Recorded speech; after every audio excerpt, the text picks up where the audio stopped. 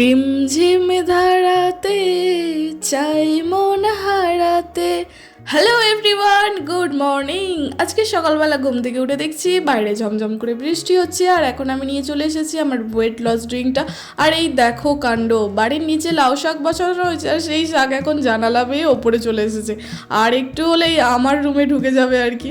যাই হোক, আজকে মন্দিরে পুজো হয়ে গেছে, আর আজকে যেহেতু নিরামিষ, তো এখানে হয়েছিল ভাত, ডাল, আলু সিদ্ধ, আর হয়েছিল বেগুন পোস্ত। বেগুন পোস্ত হয়ে গেলে তো আমার আর কিছুই চাই না।